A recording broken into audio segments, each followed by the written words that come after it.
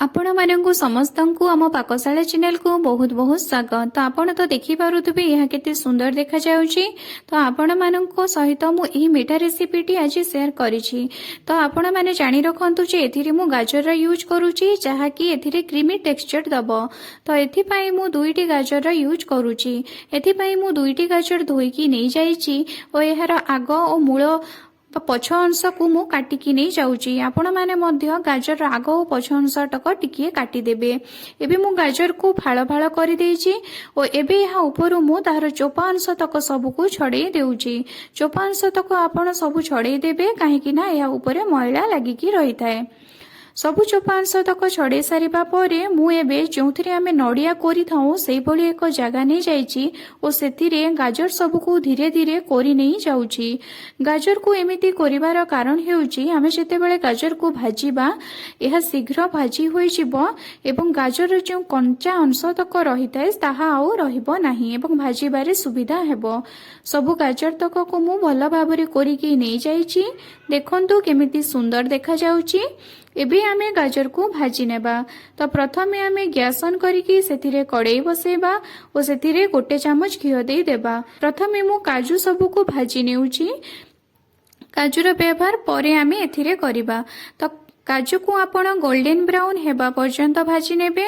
अधिक भाजीबे नाही जहा द्वारा कि पोड़ी जिवो। काजू गोल्डन ब्राउन हेबा परे आपण एहा को अन्य एक जगह को काढी आनिबे।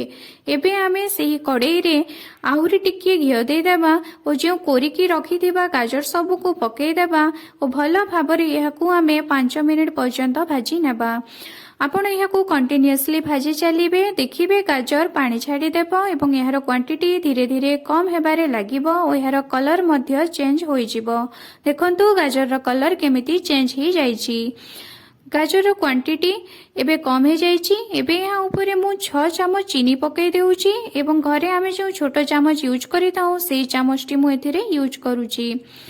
चीनी पकेई सारिबा परे गाजर रो कलर आपण देखिबे पूरा लाल होई जिवो एवं बढ़िया बा क्रीमी क्रीमी टेक्सचर देला भली लागिबो।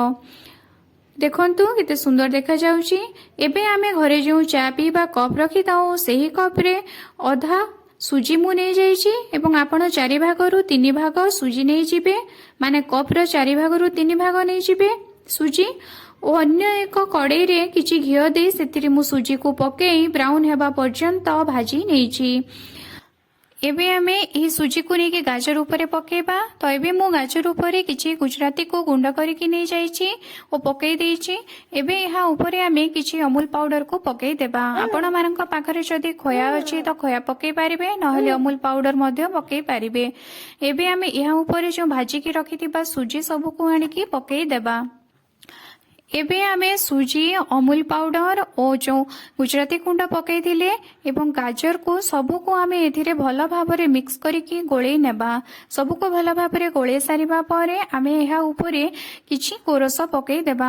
आपण एथिरे सिझा गोरस पकई पारंती नहले कंचा गोरस मध्य पकई पारंती किछि असुविधा नाही।